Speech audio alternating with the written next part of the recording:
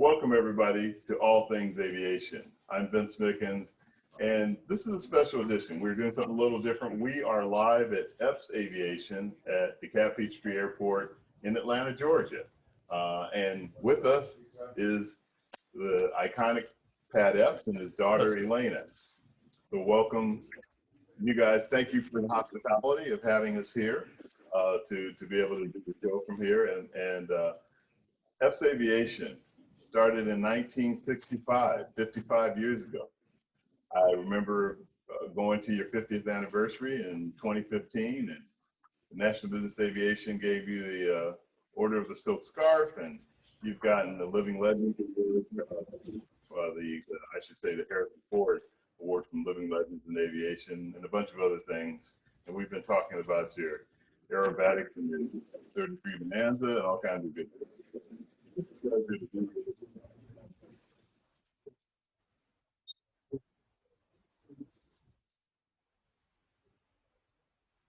Thank you very much. So one of the highlights is that you have had the opportunity to meet Bob Hoover and gotten to know him, and you go way back with that. I think you said 1973. Yes, in 1973, my flight school, my instructors let me know that the Paris Air Show was on in June of '73, and that we could go round trip to Dulles to Paris for $95. So I rounded up my airplane salesman and one of my pilots, and we flew to a Bonanza to Dulles, bought our $95 ticket, and nonstop to Paris, Orly Field. Wow. And that was a great. We did go to the air show at the Le Bourget Airport, and walking down the flight line, here was North American Aviation, and we had seen Bob Hoover fly. He's our hero, and I did get to meet him then, and at that particular show. Yeah, So terrific. Well, you've had quite a history here at DeKalb Peachtree Airport, and with your company that you've started had for 55 years. You guys have provide every kind of service that you can think of. The ones that come to mind to me are your air charter, the flight training you've had over the years, your aircraft sales. Speaking of which, I understand you guys are to be congratulated for your first Pilatus sales in this region. yes, we have. I think we've actually sold more than 100 the Pilatus. And in fact, if you look at our Epps Aviation logo, it has the PC-24 on it. Ah, nice. Yeah, yeah, PC-24 is a great one. Well, thank you very much, Pat. We're going to be starting the program in a few minutes. I'm going to talk with your daughter, Elaine, who is the marketing director for Epps, and find out a little bit more about what you guys have been doing. So she's done us a good job. She got me to talk at the Smithsonian in '94, and very nice. Also, anyway, yeah, it's been a helpful. So as I mentioned, the history with Epps Aviation and coming starts to come out of the COVID-19.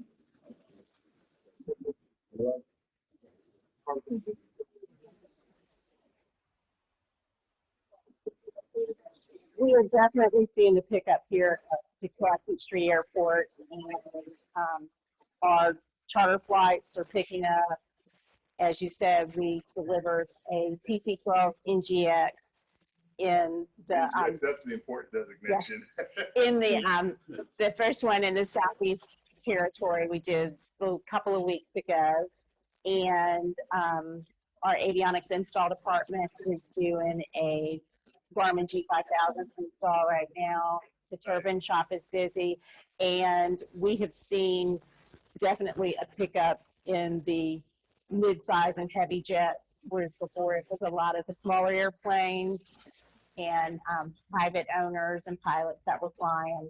But we're seeing a pickup, and fuel sales are coming back, and weather's good right now, so hopefully it will just continue to increase, and Yeah. and it will be that way throughout the U.S. So, it's great that the program, you've got some iconic guests on it, and then your dad being the legend that he is, so it couldn't get much better other than being in an airplane going. And you fly also. I do. And the silver lining of this COVID-19 is it gave my kids the time to have to sit down and study. So they both just got their private pilot's license. That's awesome. So now they're back in college, and school started, but that was their goal for the summer. And Sure, you're a proud Good grandpa day. because you have a long line of aviators in the Epps Yeah. family. Hank and Jack did a good job. Great. Great. It's great to be here in the lobby, but you've got a hangar too. It's really beautiful. And you have a unique aircraft over there.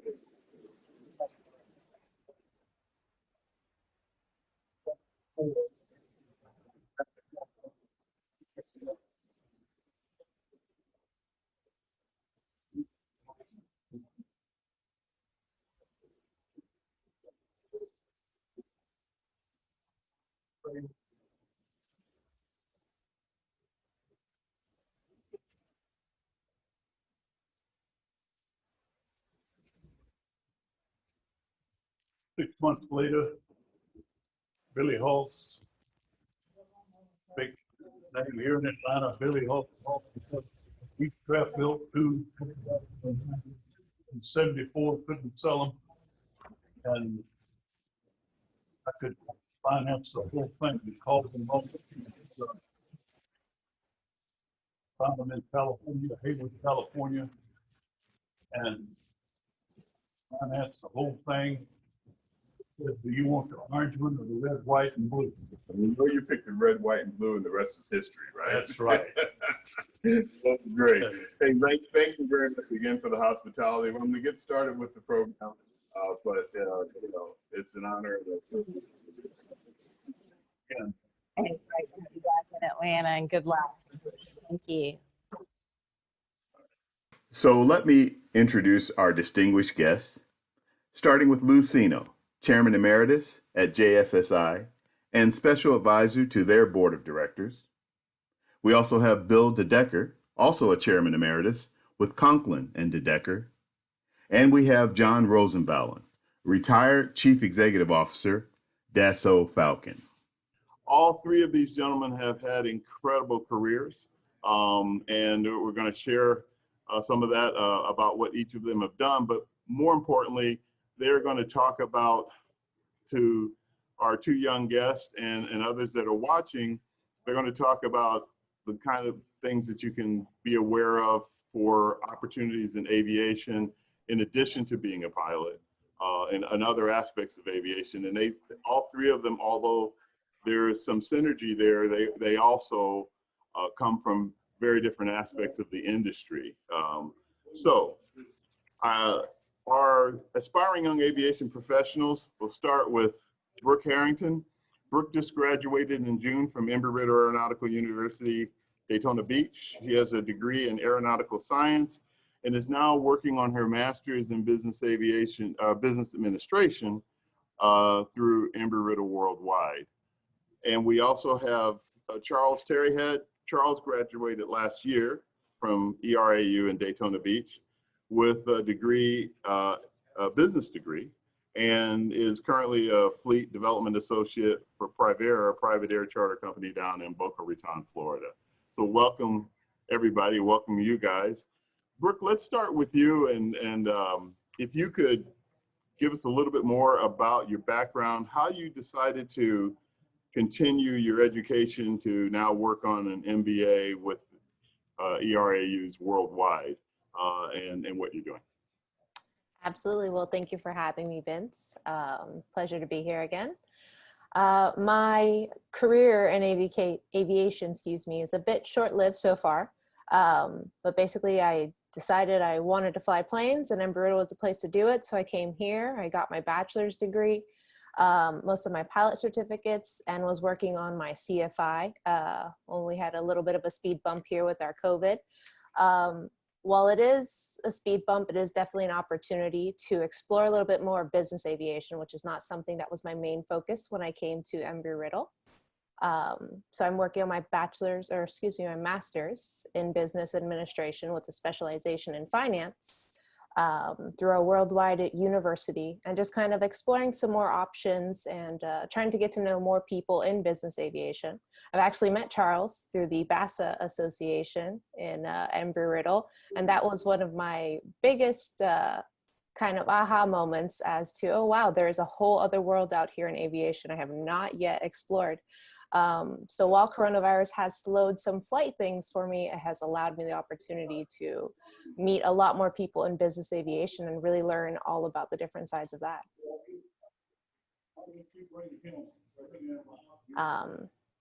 So I guess I'll kind of just get started here with some questions I have for our panelists here. We have 3 icons in aviation, if you will, very experienced men. I'll start off with Bill. I noticed that you have a background in economics and finance, as well as a bit of engineering too, and you were involved in the Apollo project. I just want to know how you got involved with that and what that experience was like. Well, thank you, Brooke. That's a very good question. I got into aviation by the back door, in that what I really wanted to do was get involved in the automotive industry as a design engineer. And my advisor was a good, smooth talker at where I went to college. And what sold me was a field trip to Grumman Aerospace, which at the time was located on Long Island. And I was absolutely blown away. And particularly when I saw the very first copy, all of us in the group saw the very first fully finished certificated Gulfstream 1, beautiful aircraft. And to this day, it's one of my favorite aircraft. So I switched majors and got into aerospace. Went to work, when I got out of college in '62, I went to work for a company called North American Aviation, most of which is now part of Boeing. And there I was assigned to the Apollo program as a brand new engineer, and loved it. It was one of the best jobs I've ever had. Unfortunately, I made one of those really, really important decisions that you make when you're that age and single. I wanted to be back in the East Coast because my girlfriend was there. So I went to work for Boeing Helicopters in Philadelphia. You know, these are some of these really good decisions that we all make when we're young. And there, something really important happened. I got involved in preliminary design, worked on a variety of designs, including the predecessor to what is now the V-22. And at one point, I got introduced to a guy. I got asked a question: can you figure out how much this is going to cost us? This design that we like it. I was asked, can you figure out how much this is going to cost us to certificate, to produce, to operate, and all those kinds of questions. I said, yeah, but who do I talk to? They pointed me in the direction of somebody who I could talk to. Turned out he was a fellow engineer. But he also had an MBA, and he knew how to talk about finance. And so there were 4,000 engineers at this division that I was at. I was one of them, and he was one of about 12 or 15 engineers that also knew about finance. The same age that I was, he was a manager. I was a senior engineer 1. So the light went on, and I said, right, I wanted to go back to graduate school anyway. Looked at various options, ended up with a scholarship, a full scholarship at where I'd gone to undergraduate. But I asked for permission to take economics courses and finance courses. And my advisor said, yes, you can take those as long as I approve them. Why do you want to do that? I told him. He said, great idea. There are very few people in this industry that know both. And so he allowed me to do that. And that really launched me on a whole different career, because when I got out of that, yes, I went back to Boeing, but I ended up on the money side as well as the preliminary design side. And then when Boeing was having a bad time in 1970, I ended up in something called business aviation. I went to work for what is now Dassault Falcon jet. It was an eye opener.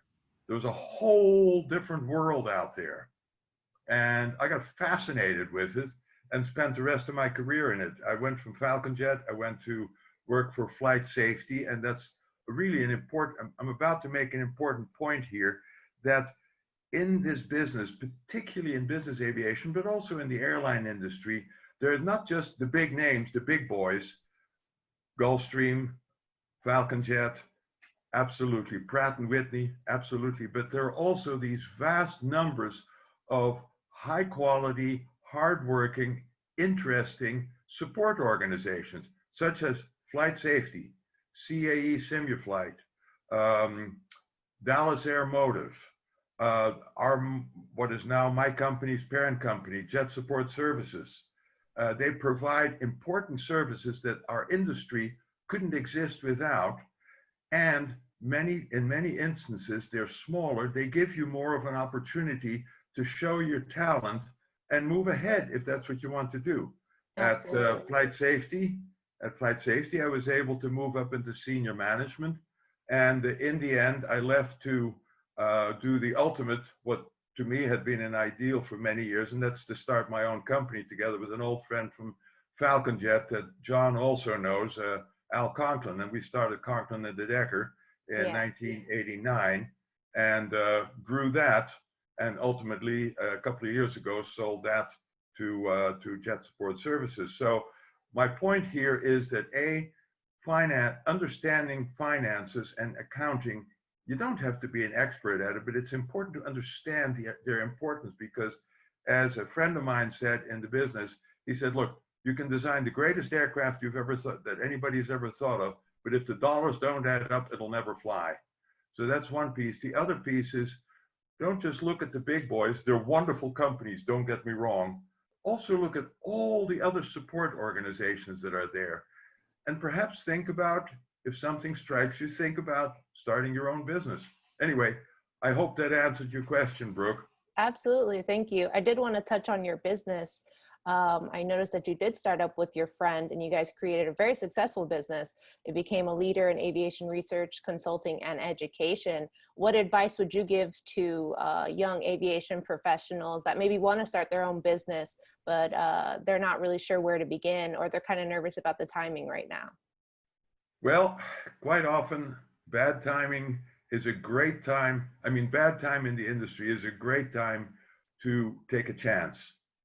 One of the things in retrospect, when I was young, I had, other than some paying for rent for my apartment, I really didn't have any fixed expenses. I didn't have to worry about kids, a house, fancy cars or whatever.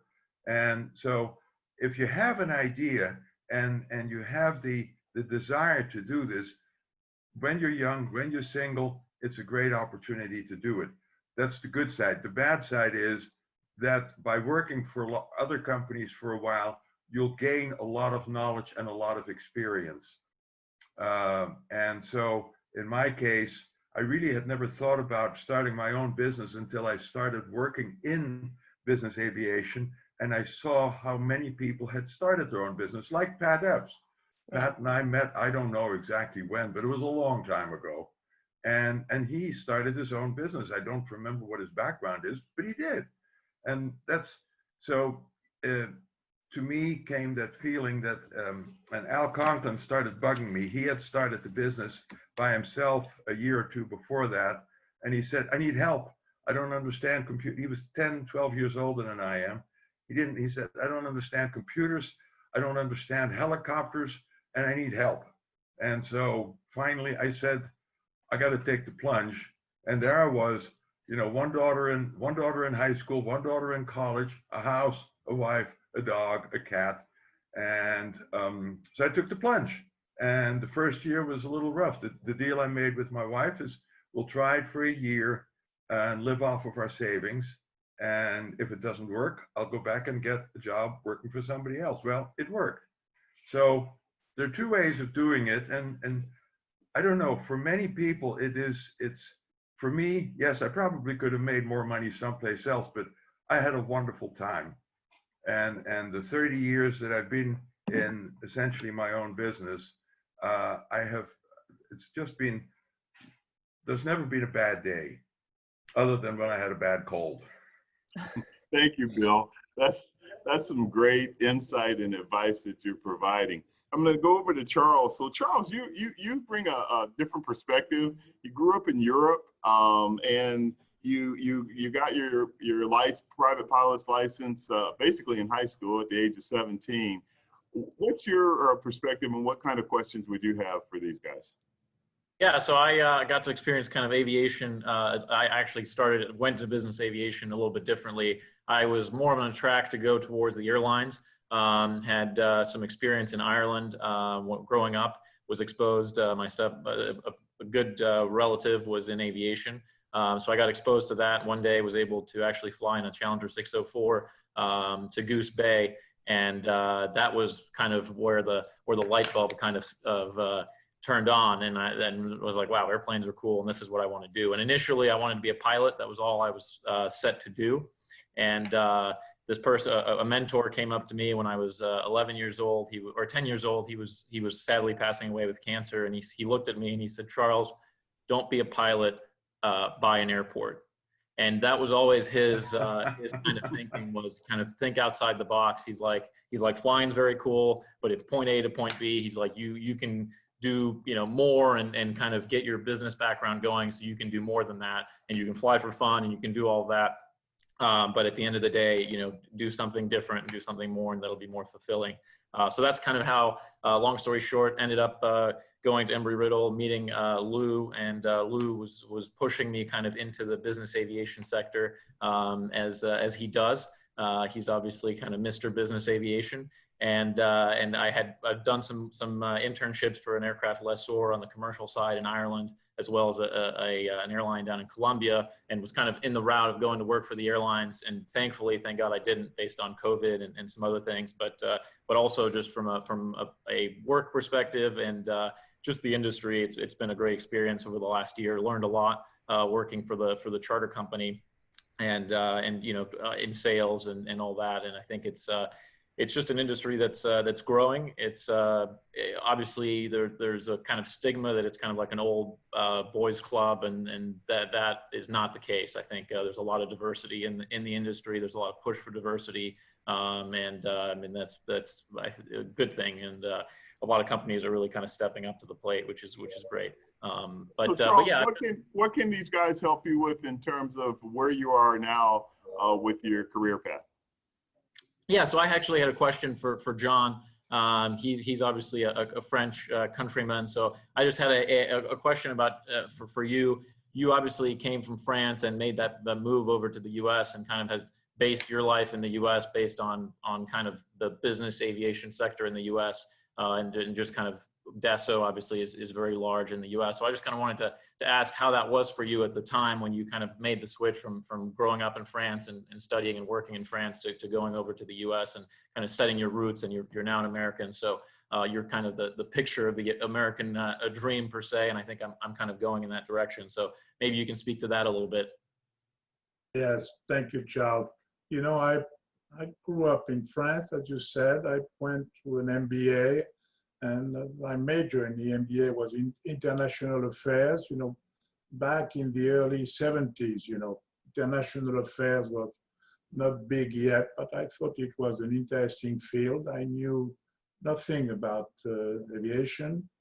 And I did a 1-year mandatory military service in France. And then I was looking for my first job. And then Dassault was well known in France primarily for their military fighters, the Mirage and the Rafale, but they were also starting the Falcon program with a joint venture with Pan American.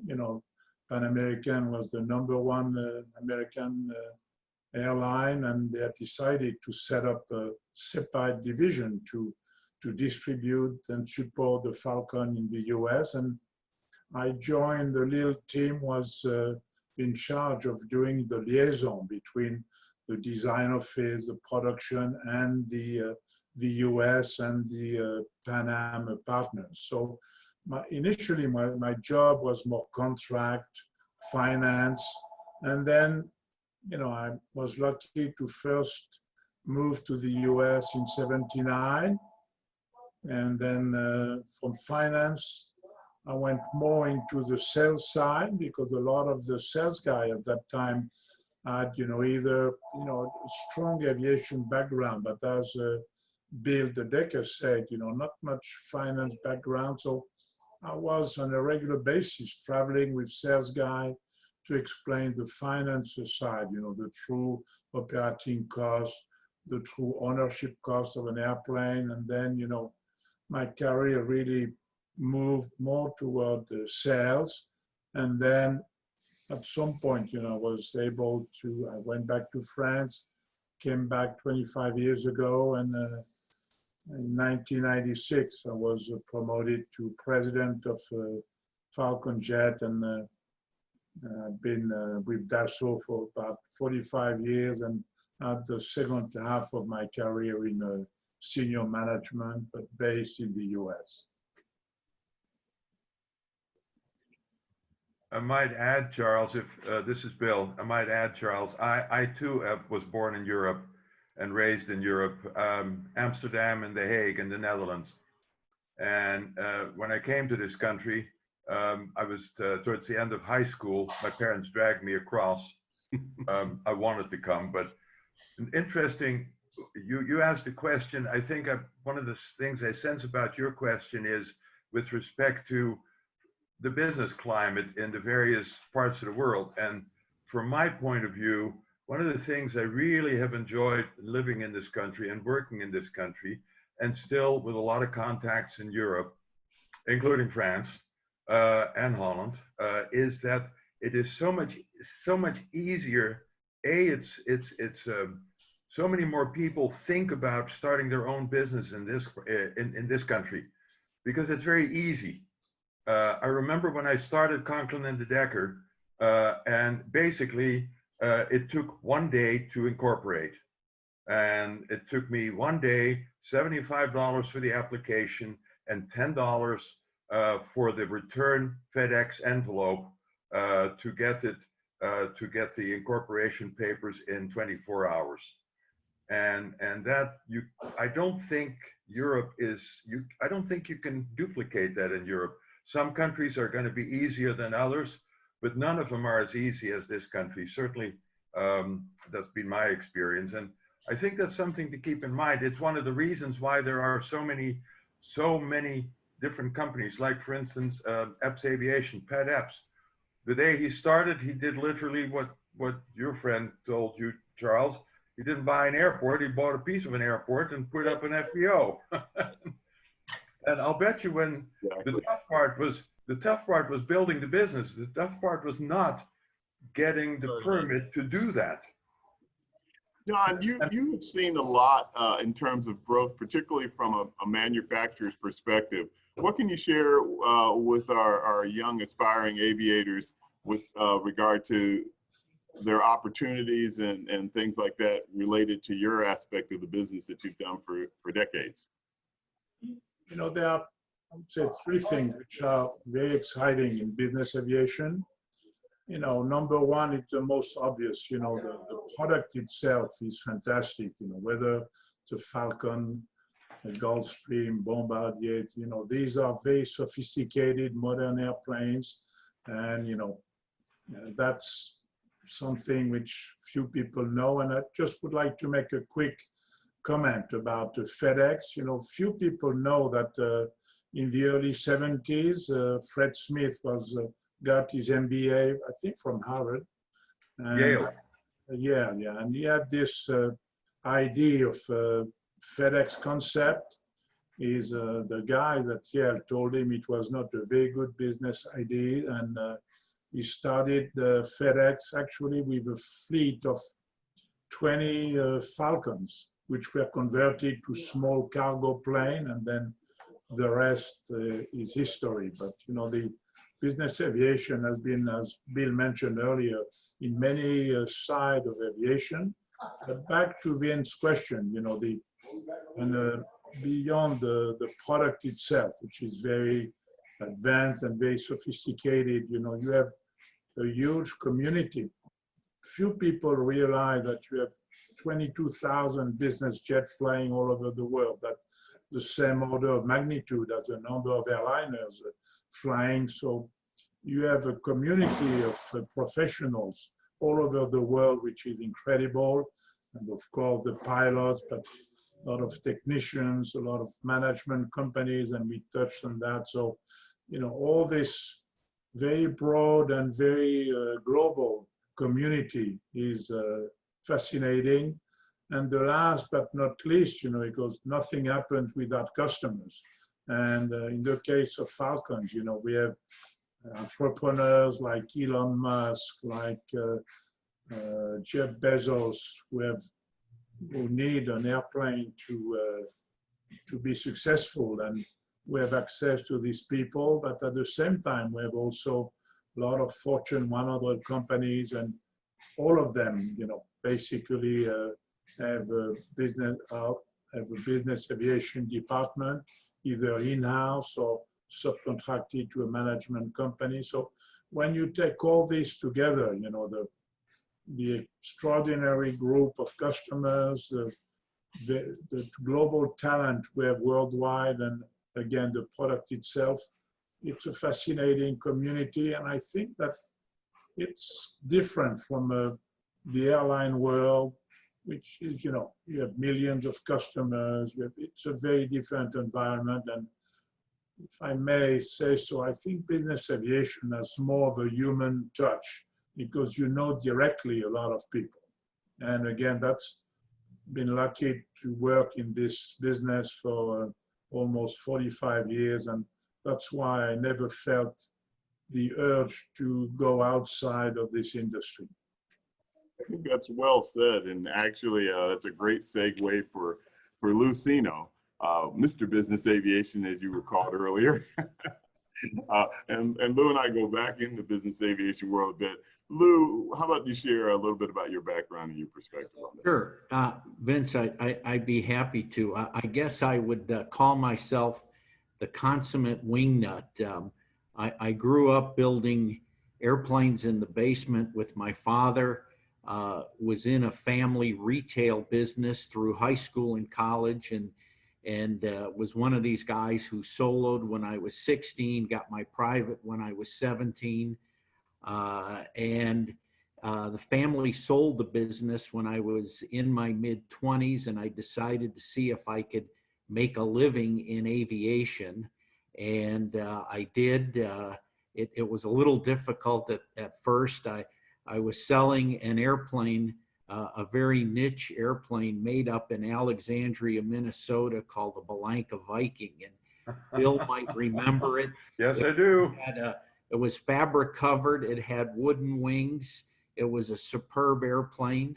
It was a little difficult competing against, back in those days, the Cessna 210 and certainly the venerable Beechcraft Bonanza. And then one day I saw an ad that GE Capital had that said if you had 1,000 hours and an instrument rating and you had a finance background, they were looking for sales reps. And the reason they wanted you to have 1,000 hours and an instrument rating is they would allow you to rent an airplane and to make your sales calls in your territory.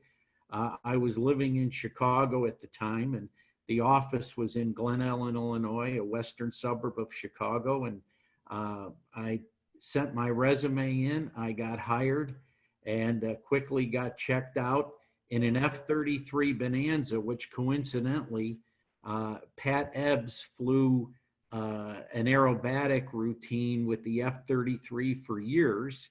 I now have the pleasure of owning and flying an F-33. And Mr. Charles there is actually on my insurance, and I'll just say he's one of the few people that I allow to fly the airplane.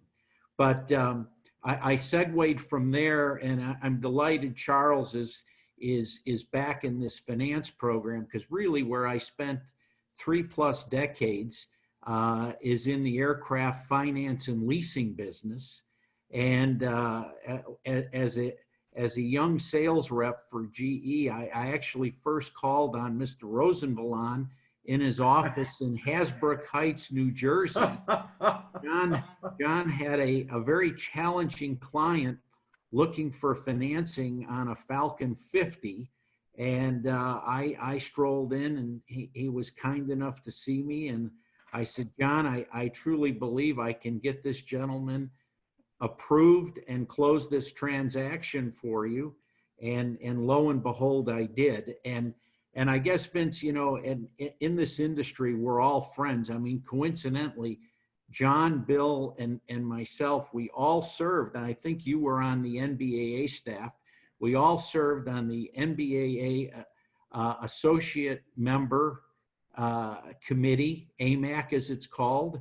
And then a few years later, I've got a shout out for John.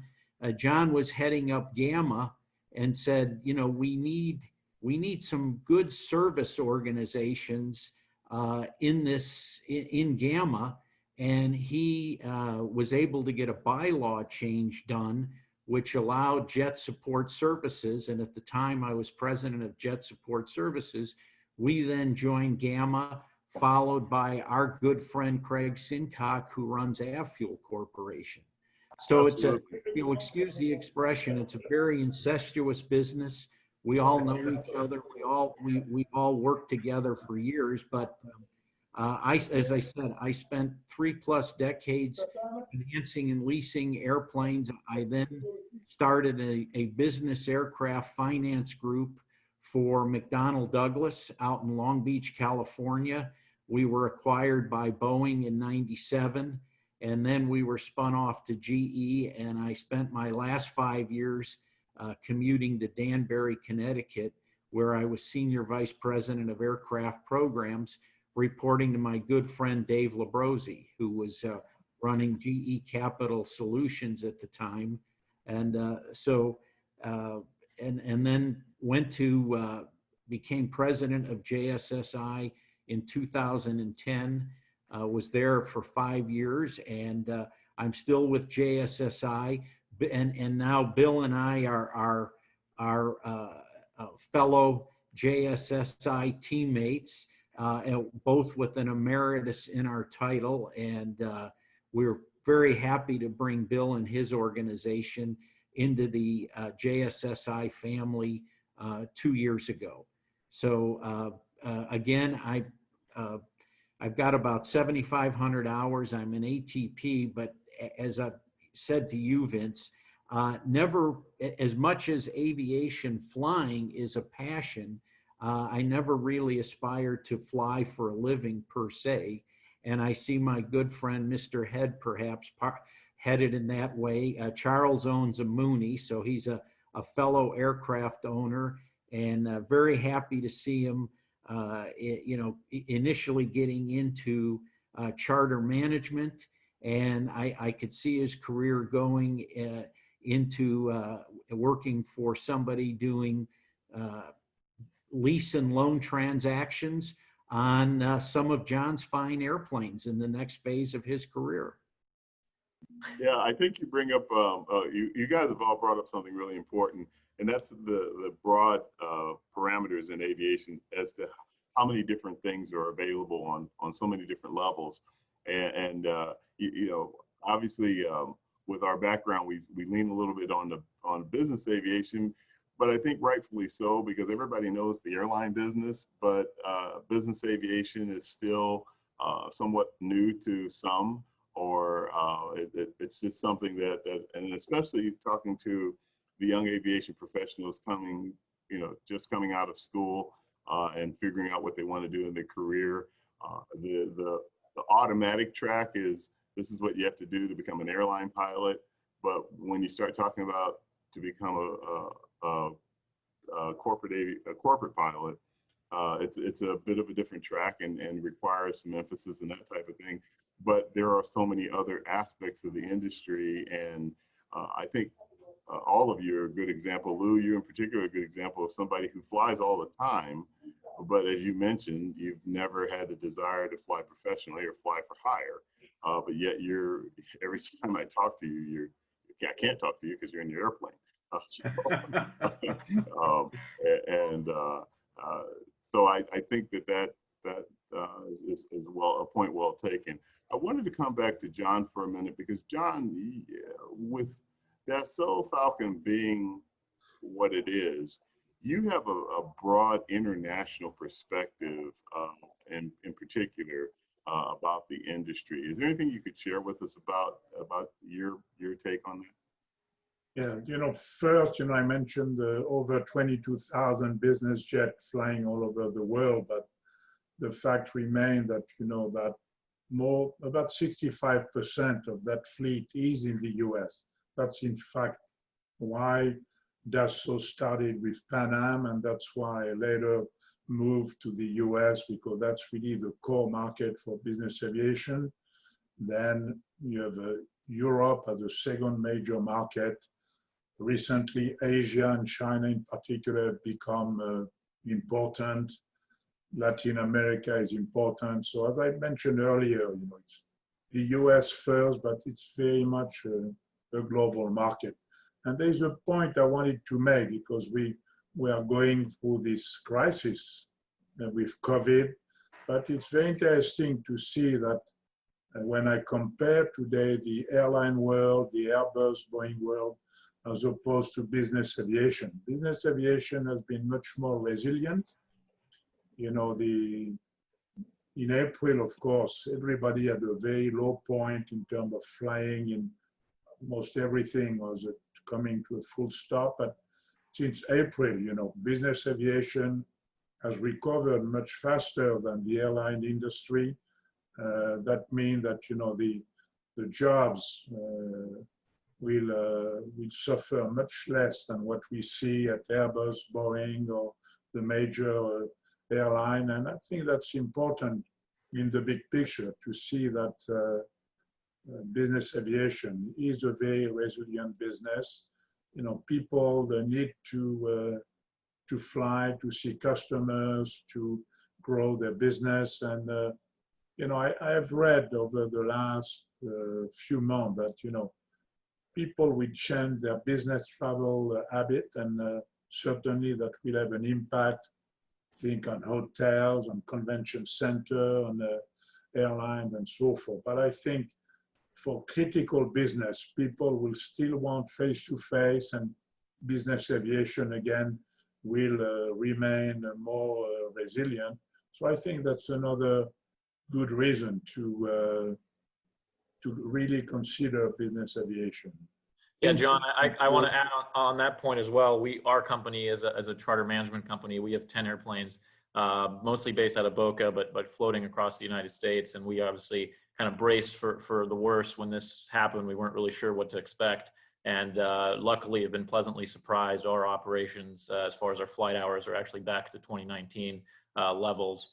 So we're pretty much back to where we were before. The charter market has been very strong. It's changed a little bit. I think the heavy jets, and I think Falcon probably is in a position where you can see that the heavy jet market is taking a bigger hit just because the international travel is down. But people are kind of, the mid-sized guys are kind of switching to the light jets. The light jet guys are switching to turboprops, but there's the light jets and the mid-sized jets are flying a lot for charter, and also on the 91 side for our owners. So that's been kind of a resilient side and a good thing for us to see. And we kind of hopefully expect to see that trend continue. But I think on the career side, it'll be good for people kind of trying to transition into maybe business aviation that didn't think about it before. Yeah, Vince, and I'll add to that. And as Bill knows, since he joined the JSSI team, our revenues, our core business, hourly cost maintenance, is flight hour driven. We get paid when people fly their airplanes, and disastrous downturn, of course, back in March, and I'm happy to hear what Charles is saying, and we've seen an uptick here over the summer. We've seen Europe come back considerably. And as we wind down August, I'll be very anxious, Bill, to look at our flight hour count for August. But I think in certain parts of the world, we might almost be back up to normal, and maybe when you look at the entire portfolio, hopefully we'll only be off a few percent. Yeah, I think you're absolutely right, Lou. A further thought that I had, that we've talked a lot about business aviation, and that is a huge business. As Vince pointed out, I think there are something like 1 million jobs in this country that are involved one way or another with non-airline, non-military aviation. And it's another aspect of non-airline, non-military aviation, and that is the commercial non-airline business. Charles talked about it, the charter business. Great point. It goes further than that. There's the whole subject of helicopters. Now, I know my former partner, my late partner, Al Conklin, he didn't like helicopters, but I do like helicopters. I have ever since I worked for Boeing Helicopters, that division. It's a huge business. And for instance, I know one of them that is actually thriving right now, and that is the helicopter EMS business. Right. It involves somewhere between 500 and 1,000 helicopters all over the United States, flying patients to and from hospitals and accident scenes. So that's one business. And then I'm going to mention the word unmanned aerial systems, drones. Let's be honest about it, folks. Embry-Riddle. Huh? Big program at Embry-Riddle. Is it Should not, be. Brooke and Charles? Yeah, Yeah. it is. I actually participated in their program. It's a very substantial program, and it's growing more and more every day, especially now with what's happening. UAS is just completely expanded, and it's a great program, really, and it just really shows you what you can do in aviation. Absolutely. And for good reason, because I once a year, I've in the past have taught a course to helicopter folks on operations management. And one of the things the last 5 or so years I've brought up is, so have you given any thought to replacing some of your helicopters with drones? And usually there's this stunned silence. Right. And then somebody will say, but I'm in the helicopter business. And the answer, of course, is no, you're not in the helicopter business. You use helicopters as a tool. You're in the business of lifting things from A to B, looking at things from on high, and a drone may be a perfect substitute for that. And so my thought here is that, yes, life is very tough at the moment in the aviation business. It's getting better, thank God. But drones is another way to get into the business. And from everything that I've known and seen about it, it's a fascinating business. And it is one of those businesses that where corporate aviation, business aviation was when I joined in 1970, at the very beginning. There were so few aircraft flying around in 1970 that when I was based at Teterboro Airport, had a window on one of the taxiways, and when I saw an aircraft come taxiing by, if it wasn't a Falcon, it might be a Learjet or whatever. If I saw that I saw the tail number, 9 chances out of 10, I knew who it was. Yeah. And it might have been somebody that one of our salespeople was trying to get a hold of. I'd go over to their office and say, hey, you know, XYZ Corporation I think they just taxied by in their Hawker 400, and they look like they're on their way to Atlantic. So the guy would jump into his car, drive over to Atlantic, and as the pilot comes walking in, say, hey, how are you? Fancy meeting you here. That's how small the business was. And It hasn't changed, Bill. Huh? It hasn't changed does a that lot. now? We still do that at Exactly. Boca. You're right. In some places, it's still that way. Absolutely. That It's has also a changed, wonderful business Bill. with wonderful people. My point here is that drones are at that stage where it's a small business and it's ready to explode. And Yes. when it's small business and it's ready to explode, there are endless opportunities. That was what I wanted to say. Sorry Bill, for the interruption. Yeah, Bill, I'm glad that you brought that up, because a lot of times the helicopter side of things, for whatever reason, is overlooked. We have the Helicopter Association International, and there, as you said, it's used for EMS and it's used for firefighting, et cetera. So there are a lot of different functions that helicopters bring in. And I like you, I kind of like the helicopters too. the fact that you worked on the Osprey tells me a lot about your background with the B-22. Brooke, I thought you had a question for them. Yeah, well, to add to Bill's point, I actually just read X-Wing flew a Cessna Caravan without a pilot just a few very days good. ago. So they're actually working on phasing out pilots, which was my fear in aviation. So I actually did participate in Embry-Riddle's UAS program for unmanned aircraft systems. And that's when I learned a little bit more about that. And it's kind of at the beginning stages of where aviation was, is it just has unlimited potential right now. Something that they are needing people in right now is the maintenance for these drones, because they're working on regulations for them. And it's kind of a bit of a, I don't want to say gray area, because that implies that it's not exactly safe, but they're working on trying to make it more standardized for the different UAS. So that is something too that people should be looking in, is how to program these drones and how to be able to be like a maintenance worker for them. That's something that's important. I did want to ask. Oh, go ahead. I'm sorry. Thank you. I did want to ask John a question. So you devoted most of your life basically to developing business aviation, essentially around the globe. When you started working for these companies, what did you do to set yourself apart from others in order to start getting into those senior management positions and then eventually become the CEO of a company such as Dassault Falcon? I think, because the Dassault is originally a French manufacturer, and the main market was the US. At some point, I was kind of the guy who had the background on the OEM side, of the manufacturing of the manufacturer side, but also a good knowledge of the market. And I think the combination of both made me the first president and CEO as a Frenchman living in the US, and I later became a US citizen. But having these two sides, the manufacturing side and the market side. And as I mentioned earlier, and back to an earlier point of Bill, initially what set me apart a little bit was my finance background from my MBA.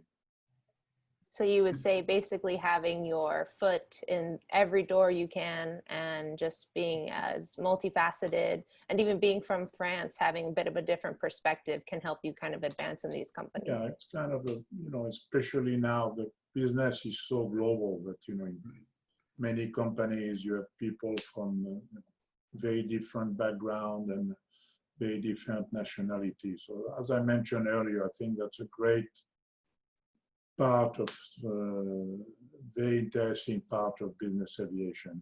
Just would like to make a little, not promotion, but the people sometimes think about business aviation as just the CEOs flying over and so forth, but business aviation has also a very wide activities, and I'm involved in one which is not always well known. I'm the chairman of an organization called Corporate Angel Network.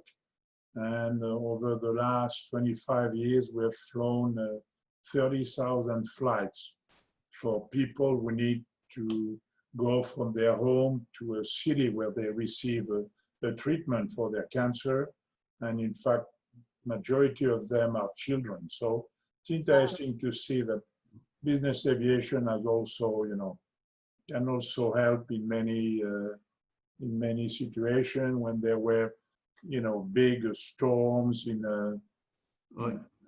many islands. A lot of companies volunteer their plane to carry people, material, and so forth. Well, that's another very interesting angle of business aviation, giving back to communities, because the business airplane is a very flexible and unique tool. From a sales standpoint, in the US, we have about 500 airports welcoming regional or big airlines, but you have 5,000 airports which business aircraft can use. So very flexible. Brooke, I'll add one other element in addition to what John just said, and that's the passion.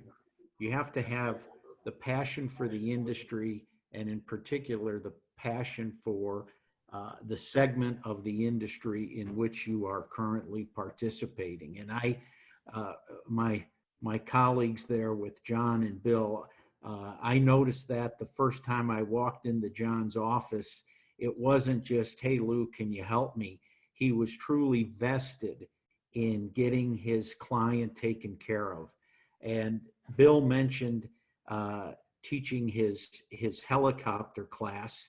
And Bill, many years ago when you started that, you asked me to speak at one of your classes following an HAI, and Right, and I did. And your passion for the industry and for helicopters in particular became very evident during that class, my friend. Thank you.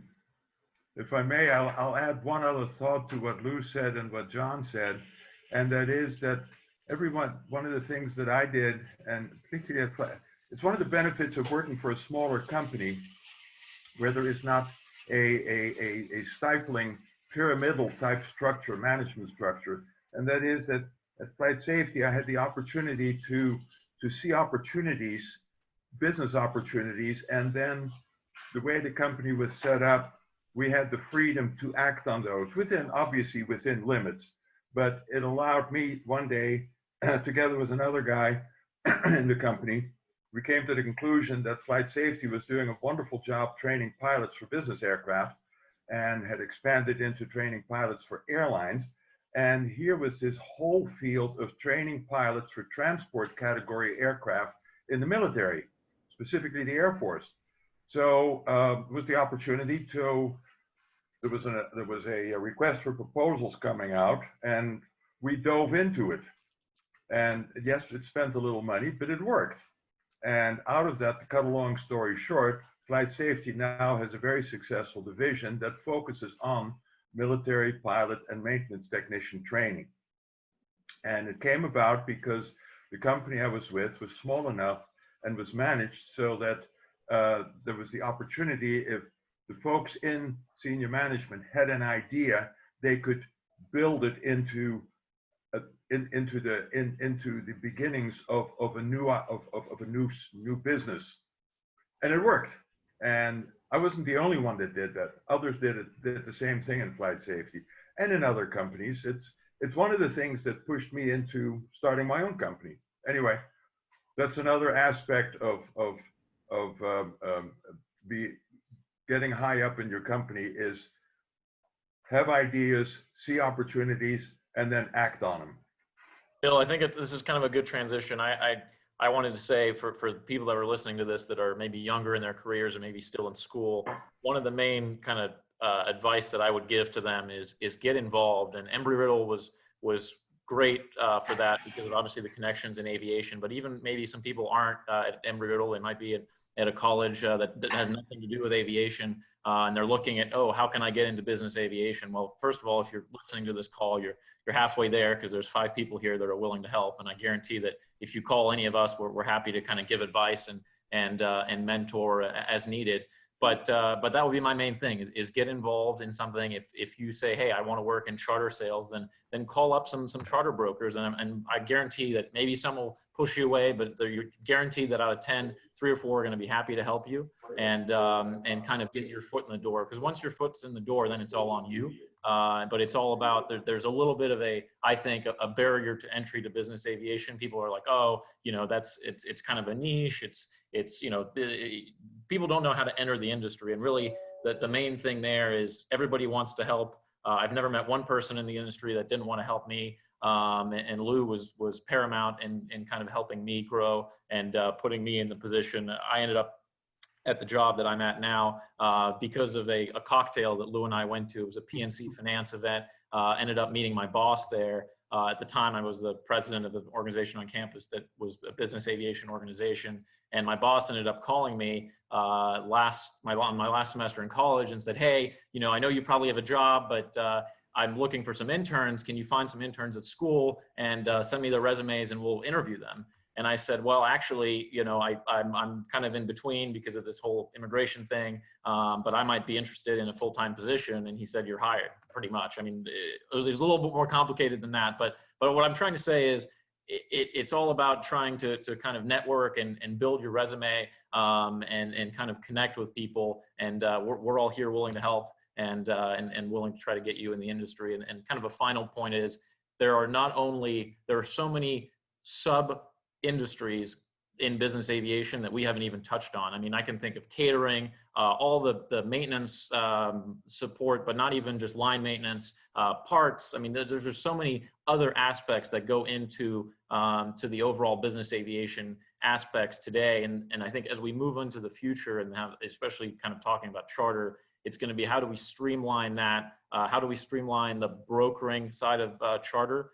Because right now it's still kind of antiquated. I mean, basically you pick up the phone, you call your broker, the broker calls the operator talks to the broker calls back to the person. And that has not yet been, you know, in 2020, we would think that there would be something a little bit more advanced in that kind of area. So there's some definite, if you're a programmer or things like that, there's definitely a lot of positive kind of things and careers that are going to be developed in these things. And if you want to start a business, these are the things that I would kind of recommend kind of students and people that are just starting out to kind of think about and get involved in. Well, thank you, Charles. I think you set me up nicely in terms of the whole purpose of All Things Aviation as a program. That's exactly what we do. And actually, in the last few shows, we've had a couple of MROs on, Westar Aviation and Duncan Aviation.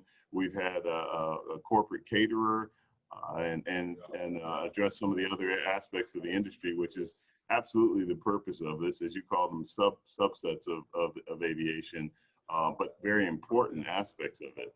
So I appreciate your input. And it's particularly great to come from you and Brooke, because you're actually talking to your peers. Yeah, you guys are fresh out of school and just starting your careers. So it's great for them to see, you know, that besides the guys that have a lot of gray hair, that there are people that they can relate to even more about the industry. So I appreciate that. We are about out of time, and I always like to give our professional guests an opportunity to do a quick comment as we wrap things up. So I'll start with John. Is there any other closing advice or closing that you would like to make to our audience? I think, as all of us said and discussed, I think business aviation is unique, and but in the big picture, it's mostly a people's business. And you know, I think, you know, in the big picture, it's pretty unique, as I said earlier, in terms of people, in terms of product, and for all the young people in terms of opportunities. So, you know, then there are a lot of different things you can do, as we said. So I hope many young people decide to go into business aviation. Thank you. Lou? Yeah, Vince, thank you. Great program, and I want to thank you for doing these. I've had the opportunity to catch most of them. But just let me conclude with a brief shout out for the David B. O'Malley College of Business, which is the college at Embry-Riddle where Charles is currently enrolled. And that particular school does a great job of connecting young people with business, with careers in business aviation in a non-flying role. And Brooke, no, I love Worldwide too, but and Mr. O'Malley, whose name is on the college, just created a new position, executive in residence. And coincidentally, the first gentleman holding that position is Pete Ager from right where you are in Atlanta, just retired from Van Allen Group.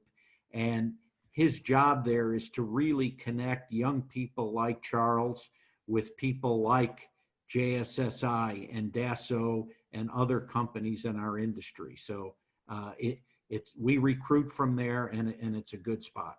And again, thank you for doing this. Thank you, Lou. Thank you, Lou. Bill? Well, thank you first, Vince, for putting this on. It's a wonderful opportunity to have a chance to meet these two young people who are just at the beginning of their career. My closing thoughts are: I've spent the last 50 years in business aviation and in non-airline, non-military aviation. It's been a wonderful career. I have met more pleasant people, more thoroughly enjoyable people than I can possibly mention. Never met really anybody in this business that is not a pleasant person and that one can get along with. Everybody is always willing to help, even your competitors. It's an amazing thing. And I really encourage both of you, Brooke and Charles, to keep forging ahead in this business. Yes, I know life is a little tough at the moment, but you're doing the right thing, getting a little more education. And I suspect you'll enjoy the heck out of yourselves in your career in this business. Thank you. Thank you. Well, thank you guys for taking the time out of your schedules and everything to be on the program and to share your wisdom and your insight with regard to what is a great industry. I'm a little biased about it, but aren't we all? And I hope that it's been helpful to both of our young aviation professionals that are on today, as well as those who are watching. On behalf of the Bob Hoover Legacy Foundation, our president, Tracy Forrest, and Chairman Mike Herman, I'd like to thank everybody for watching. We are at Epps Aviation at Peachtree DeKalb Airport, or DeKalb Peachtree Airport, depending on who you ask. I really appreciate Pat Epps and his daughter Elaine Epps, along with their staff, providing great hospitality. As you can hear, we are, it's busy here. There's a lot of activity going on. I had to keep my mic muted most of the time because there are aircraft coming and going, et cetera. So it's been great. I hope you guys had a good time. And again, thank you for being on board. So until next time, take care. You guys be safe, fly safe, blue skies. Charles, great Yeah. to Jssi, Bye. Thank share the you. program with you. Thanks all. Have a great day. Pleasure. Good luck, Brooke. Good luck, Charles. Thank you, Thank you. Bill.